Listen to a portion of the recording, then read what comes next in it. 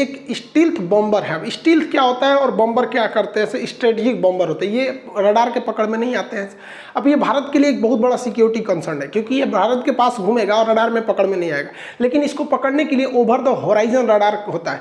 अब हम ये दोनों की टेक्नोलॉजी को समझते हैं कि इससे ससुरा बचता कैसे है और ससुरा पकड़ कैसे लेता है। देखिए अमेरिका ने बहुत ही पहले, ये 90 के दशक में अमेरिका ने अपना B2 बॉम्बर को बनाया था, इसने कई युद्ध में भी भाग लिया है और इसी का कॉपी करके चाइना ने S-22 बॉम्बर बना दिया।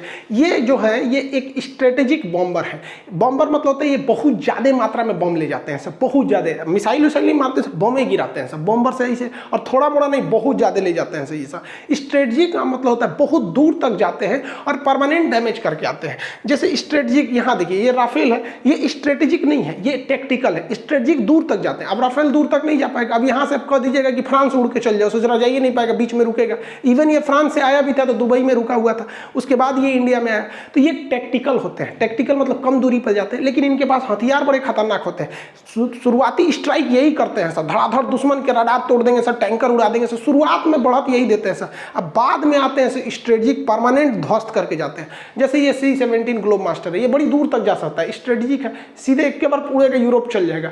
लेकिन हाँ ये है कि इसमें बम नहीं होता, ये ट्रांसपोर्ट के लिए आते हैं सर। तो स्ट्रेटेजिक समझ में आ गया आप लोग को। अब देखिए ये इतनी दूर तक जाएगा तो इसको एयर रिफिलिंग की जरूरत होती है, क्योंकि स्ट्रेटेजिक है तो हवा में ही इसमें फ्यूल भरा जा सकता है इजीली। जैसे मान के चलिए ये जहाज है तो इसकी ऊंचाई फिक्स कर सकते हैं। ये अपने बता देंगे कि भैया देखो हम 4070 फीट की ऊंचाई पर उड़ रहे हैं। अब ये इसको उसी हिसाब से कह देगा कि एक काम करो तुम थोड़ा सा नीचे रहो, 4030 फीट पे रहो। अब मान के चलिए ये 50 फीट की डिस्टेंस बना के उड़ेगा सब। और इसमें से ये रिफ्यूलिंग के लिए यहाँ पे इसमें फिट कर दिया जाएगा, ऊपर का नॉब खोल देगा, यहाँ एक ऑपरेटर बैठा रहता है वो इसमें रिफिल कर देगा। मिड एयर रिफिलिंग के द्वारा इसे बहुत लंबे दूर तक ऑपरेट किया जा सकता है।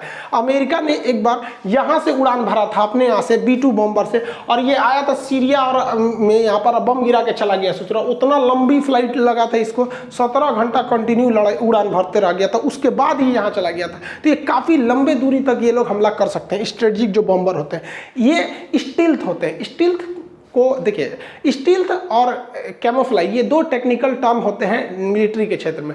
इसका मतलब होता है कि अपने शरीर को छुपा लेना। अब जैसे मान के चलिए ये देखिए ये कैमोफ्लाइज कर रहे हैं, इसको ऐसे ही स्टील्थ होता है। हवा में कोई चीज़ अगर छुप जाती है तो उसे कहते हैं स्टील्थ, और जमीन पे छुप जाती है उसे कहते हैं कैमोफ्लाइज। यहाँ एक फौजी खड़ा है, देखिए यहाँ पे उसकी बंदूक की नोक है और यहाँ पे है, आपको पता नहीं चल रहा होगा यहाँ पर क्योंकि ये भी झाड़ में घुस गया है। यहाँ पे भी देखिए ये इसकी राइफल है, यहाँ पर ये यहाँ पे है, यहाँ पर ये स्नाइपर छुपा हुआ है, तो इसे कहते हैं कैमोफ्लाइज। तो जब जमीन पर आप खुद को माहौल के हिसाब से ढाल लेते हैं वो कैमोफ्लाइज कहलाता है, और हवा में करते हैं तो उसे स्टील्थ कहते हैं। पूरी तरह से ये छुप नहीं सकते, ना कैमोफ्लाइज पूरी तरह छुप सकता है ना स्टील्थ पूरी तरह छुप सकता है, लेकिन अपने ज़्यादातर एरिया को ये छुपा लेते हैं, जिस वजह से ये हमला कर देते हैं। जब तक आप इनको देख पाएंगे ये आपको साफ कर चुके रहेंगे सब यहाँ पे। यही होता है स्टील्थ में। रडार कैसे इनको नहीं पकड़ पाता, जैसे ये देखिए ये स्टील्थ जहाज जो होते हैं इन्हें रडार नहीं पकड़ पाता है। रडार का पूरा नाम होता है रेडियो डिटेक्शन एंड रेंजिंग। देखिए रडार हो, सोनार हो या चमगादड़ हो, ये अपना रास्ता कैसे पकड़ते हैं, परावर्तन के द्वारा। ये वेव छोड़ते हैं और टकरा के जब लौटता है तो लौटने की घटना को इको कहते हैं, और जो टकराया उसको वहाँ पे परावर्तन। तो उसी सिद्धांत पर ये काम करता है रडार। रडार सिग्नल छोड़ता है यहाँ से, जहाँ से टकराता है तो ये लौट के आता है, तो ये पकड़ लेता है, तो वो इसमें दिखने लगते हैं सब। लेकिन स्टील्थ जहाज में क्या होता है, जहाज जो दिखते हैं सब रियल में उसका साइज थोड़ा बड़ा बड़ा दिखता है। अब हवा में पक्षी भी उड़ रहे हैं सब, तो जब पक्षी उड़ रहे होते हैं ना तो वो लोग भी रडार में आ जाते हैं, बट वो छोटा छोटा बिंदु आते हैं सब। तो जो रडार ऑपरेटर होता है या जो मिसाइल ऑपरेटर होता है वो इग्नोर कर देता है, कहता है भैया ये जहाज नहीं है, जहाज का साइज बड़ा होता है, ये तो पक्षी है। जैसे यहाँ देखिए ये सब जहाज होंगे सब यहाँ पर, अब यहाँ एक छोटा सा दिख रहा है, ये क्या है, पक्षी है। तो ये ससुरा इसी का फायदा उठा लेता है। ये पूरी तरह से रडार में नहीं छुप पाता है, लेकिन इतना छोटा इसका फिगर बनता है कि कंफ्यूज हो जाते हैं लोग कि ये पक्षी है कि रडार जहाज है।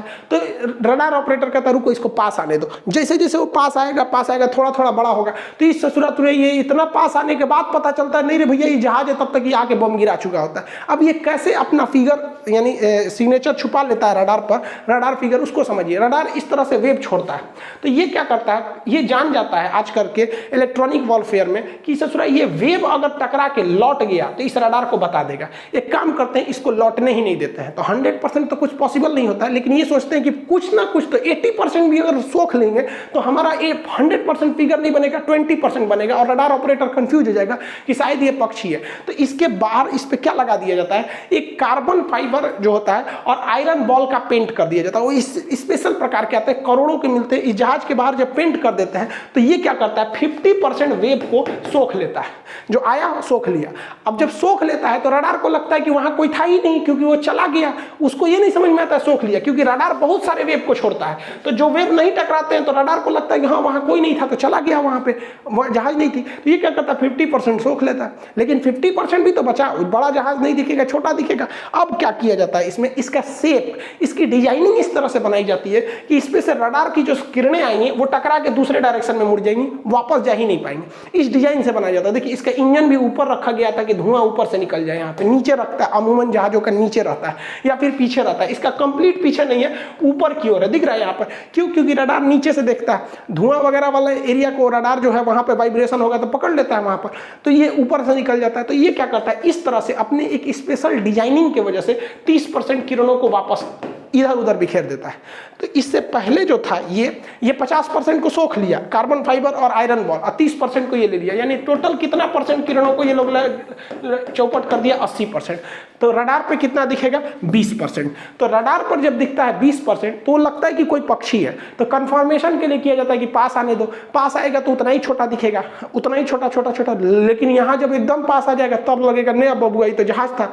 तब यही गड़बड़ हो जाता है स्टील्थ के साथ। अब जैसे आप ही समझिए ना, मान के चलिए आप दूरबीन से देख रहे हैं और आपको कहना कि हाथी आएगी तो रोकना है। अब दूरबीन से देख रहे हैं हाथी, सोच रहा बकरी दिखाई दे रही है, आप कहेंगे ना बकरी है, तो बकरी है बकरी। अब पास में आ जाएगा तब कहेंगे रे ससुरा हाथी है ये तो, यहाँ पे गड़बड़ा जाएंगे, पिटा जाएंगे आप वहाँ पर। आपको लगेगा दूरबीन की गड़बड़ी हो, तो टेक्नोलॉजी यूज किया वैसे।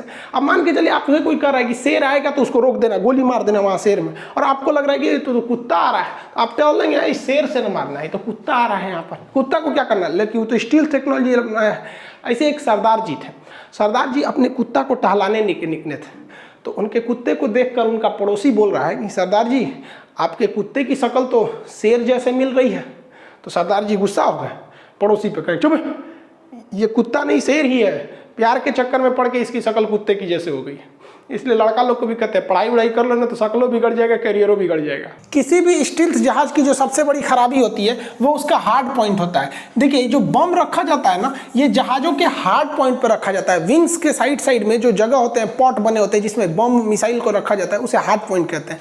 अब जो जहाज होती है ये स्टील्थ होती है, ये बम वगैरह स्टील्थ नहीं होते, क्योंकि स्टील्थ टेक्नोलॉजी को बनाने में बहुत ज़्यादा खर्च होते हैं। तो बमों को भी स्टील्थ रखा जाएगा तो बहुत ज़्यादा कॉस्ट आएगा, इसलिए इसे अलग से चैम्बर बना के अंदर रखा जाता है। जब बम गिराना होता है तो चैम्बर खुलता है और वो ड्रॉप कर देते हैं, उसका चैम्बर बंद हो जाता है। तो जब ये ड्रॉप करते हैं तो उस समय तक हल्का सा ये रडार में आता है, लेकिन फिर कोई फर्क नहीं पड़ेगा, क्योंकि रडार में ये आएगा, ये गिरते रहेगा, ये तो उतना अच्छे से आता नहीं है, यहाँ पे ये बंद हो जाता है।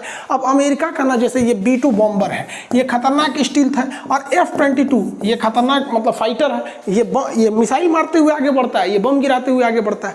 तो चाइना ने एक बार दावा किया था कि उसने F-22 रैप्टर को अपने रडार में पकड़ लिया। एक्चुअली एक एयर शो के दौरान F-22 है जो हवा में रिफिलिंग कर रहा था, उसका एक्स्ट्रा फ्यूल टैंक भी था, तो वो उस फ्यूल टैंक को पकड़ लिया। तो ये कह रहा है कि हम पूरे रडार इसको पकड़ लिया, ऐसा नहीं होता, ये बहुत कम सिग्नेचर आता है, मतलब इसका फिगर बहुत कम आता है रडार में, और ये एक साथ बहुत ज़्यादा बम ले जा सकते हैं। अमेरिका वाला B-2 तो बहुत ज़्यादा लेके चला जाता है, और ये उसका कॉपी करके S-20 जो बनाया है चाइना, इसकी क्षमता उतनी नहीं है, तनी मनी लेके जाता है, उतना हल्ला कर रहा है कि ढेर ले जाता है। वैसे भी ये B-2 हो या S-22 हो, तिब्बत के पठार पे दोनों की सांस उखड़ जाएगा।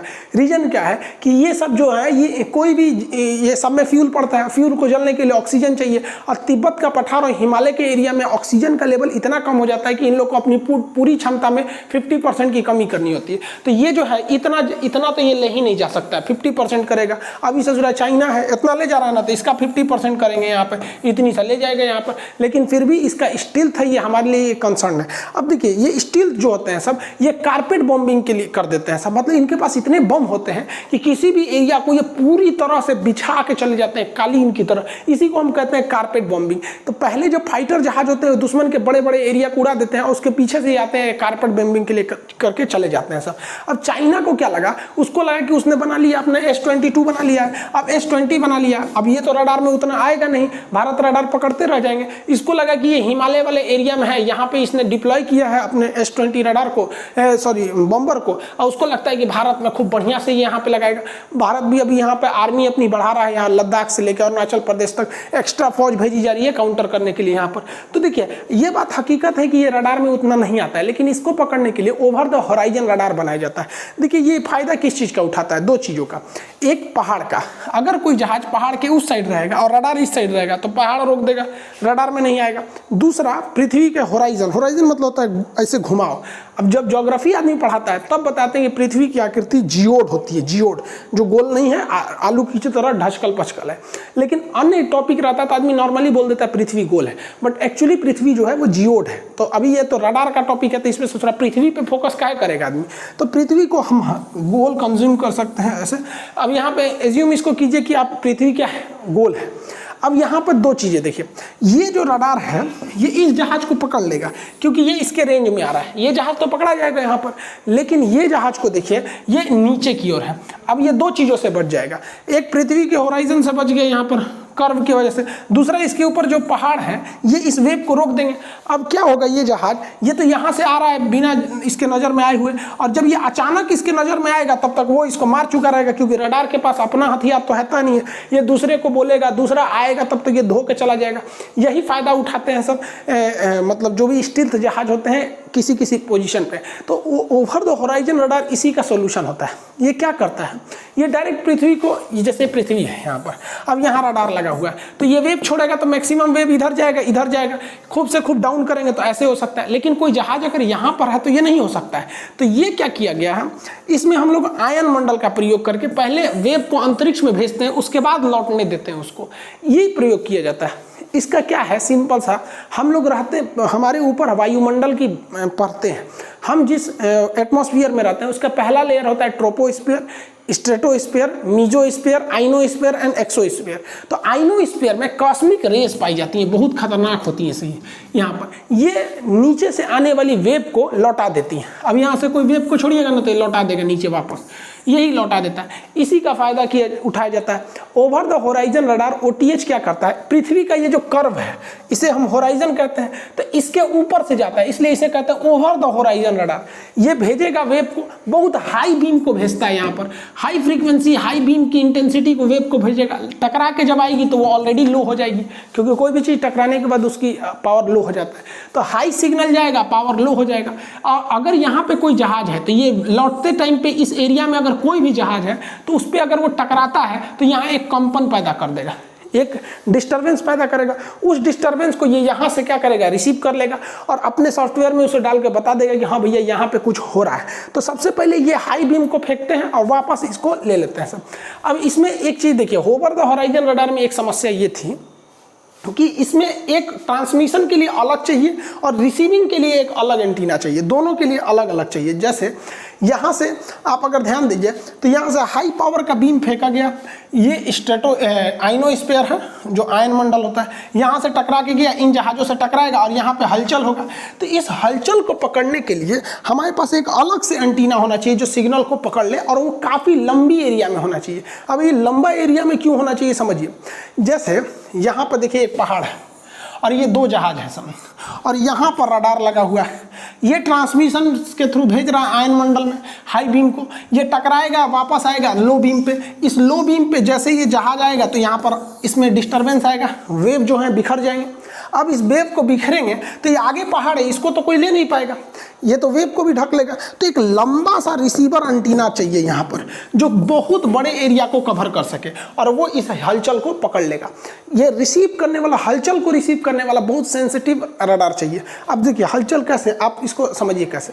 जब कभी भी आप नदी के किनारे खड़े रहते हैं तो आपका ध्यान इधर रहता है, अचानक कोई नदी में अगर कंकड़ मारा या नदी में इस तरह से कंपन हुआ, आप फटाक से समझ जाते हैं सोच कुछ हो रहा है यहाँ पे। आप उस चीज़ को नहीं देखे हैं कि वहाँ कोई कंकड़ मारा या मछली ऊपर आई है, लेकिन आप इस वेव को देख के पता कर लेते हैं ये वेव काफ़ी देर तक रहती है। ऐसे ही वेव हवा में बनती है बट हम उसे नहीं देख पाते, लेकिन रडार उस वेव को देख लेता है। जिस तरह से पानी में अब उल्लू को खड़ा कर दीजिएगा नदी के किनारे तो ससुरा ई वेव को भी नहीं देख पाएगा, उसी तरह हम लोग की आंखें हवा में वेव को नहीं देख पाती है, लेकिन रडार उस हवा में देख लेता है, पकड़ लेता है। अब यहाँ जितना भी हलचल होगा, इस हलचल को जैसे यहाँ से ओवर द होराइजन रडार पहले अंतरिक्ष में भेजा, वहाँ आयनमंडल से टकराया और कोई भी जहाज हवा में आया, इस तरह का हलचल होगा, उसको ओवर द होराइजन रडार पकड़ लेगा, अपने स्क्रीन पे दिखा देगा कि भैया इतना बड़ा हलचल है तो इतनी बड़ी जहाज होगी, छोटा हलचल मतलब छोटी जहाज होगी। अब ये over the horizon radar size में बहुत बड़े होते हैं, बहुत लंबे चौड़ा, बहुत बड़े एरिया को ये लोग कवर करते हैं ये रडार, क्योंकि भैया उतनी दूरी तक में वेव को भी तो छोड़ना है। देखिए ना ये कितना बड़ा होता है ये ओवर द होराइजन रडार, इतनी बड़े साइज में होता है ये कि कभी कभी तो लगता है कि सोचो कोनो देश का बाउंड्री बनाया गया है, देख रहे हैं, लग रहा है कोई देश की यहाँ पे दीवार बनाई गई, उधर दूसरा देश, इधर दूसरा देश है।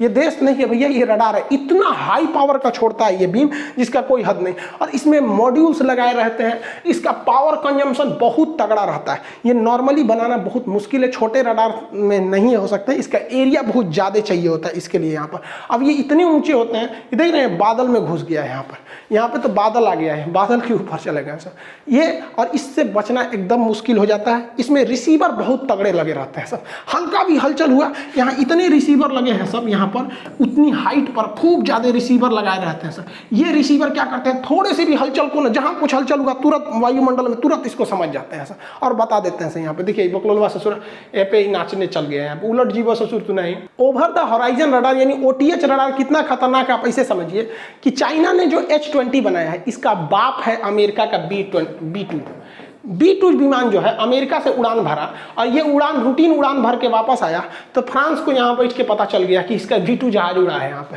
काहे को स्टिल्थ भैया, ओवर द होराइजन रडार, यहाँ लुका छिपी के खेल चल रहा है। जहाज सोच रहा हम ही होशियार है, रडार में नहीं आएंगे, और रडार बनाने वाले इंजीनियर और साइंटिस्ट सोच रहे हैं कि हम तोरा पकड़ के दिखाएंगे, देख से तू जाएगा किधर पे। अब चाइना ने क्या किया, एक मिसाइल बनाया, और चाइना इस मिसाइल का परीक्षण इधर प्रशांत महासागर के इस वाले भाग में कर रहा था। तो ऑस्ट्रेलिया चाइना को कहा कि रे सुसुत नहीं, उधर का मिसाइल परीक्षण कर रहा है, उधर जीव जंतु को लॉस होगा, वो एरिया में मछलियां ज्यादा होती हैं, उस एरिया में करो जिधर मछली नहीं है।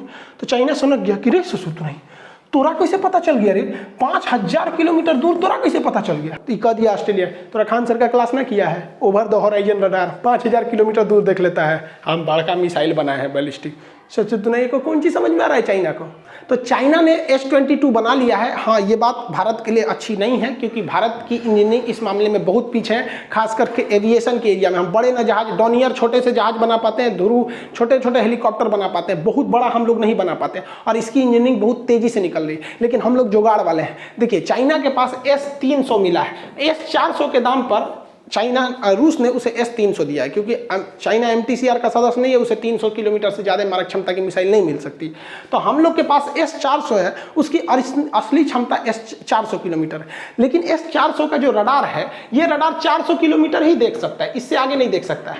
अब ये मिसाइलों को उतना वहीं तक गाइड कर सकता है।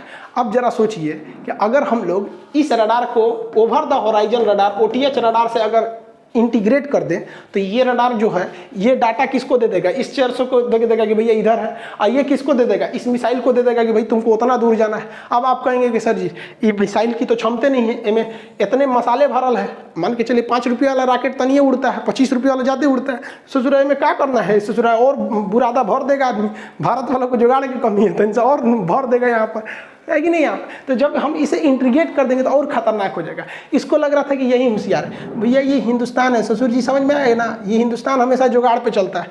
हम लोग बचपने से जुगाड़ सीख लेते हैं। बचपन में क्रिकेट खेलते समय गेंद जो होता है, बॉल अगर नाली में चला गया तो अपवित्र हो जाता था, तो उसको निकाल के 3 बार पटक देते थे, कहते थे 3 बार पटक दिया ना अब शुद्ध हो गया। इसको पता नहीं, समझता है यही इंजीनियर ज़्यादा ससुर। तो इसको इंजीनियरिंग क्या समझ में, हम लोग के यहाँ दुनिया में सबसे पहले जब वाईफाई ब्लूटूथ नहीं था ना, तभी हम लोग बचपन में वाईफाई लगाते थे। किसी से गुस्सा हो गया तो लोग कट्टी, ये पहला वाईफाई था, फिर बोलना है हाँ ले मिट्टी। यहाँ पे एक समझ में आता है कि एक इंजीनियरिंग तेज है। यहाँ पे हम लोग का ससुरा का बच्चा जो होता है ना, छोट छोट 2 महीना 3 महीना का, वो सब ससुरा टेक्नोलॉजी समझता है, वो भी सब सिग्नल समझता है। पेशाब नहीं करेगा ना तो क्या मम्मी पापा कहेंगे पेशाब कर लो, नहीं करेगा तो कहेंगे तुरंत कर देगा वो। सोचो तो नहीं, ओकरा रडार सिखाएंगे लोग हम लोग को। तो ये भारत की भी कमी है, कब तक जुगाड़ पे चलेंगे लोग। ये बात अलग है कि हम लोग का जुगाड़ कहीं कहीं कारगर हो जाता है, लेकिन अब वो दौर आ गया है 21वीं सदी। अब हमें फ्रंट फुट पर रहना पड़ेगा। पता चलता है चाइना ने कुछ कर दिया, अमेरिका ने कुछ कर दिया, पाकिस्तान ने कुछ किया, अब हम उसको जुगाड़ के हिसाब से उसे काउंटर करने पर लगते हैं, तो ये भी ठीक नहीं है। अब हमें अपने पुराने ट्रैक रिकॉर्ड को बदलना चाहिए। तो आई होप आपको स्ट्रेटेजिक बॉम्बर ये सब समझ में आ गया और होराइजन रडार भी समझ में आ गया। मिलेंगे नेक्स्ट क्लास में। जय हिंद।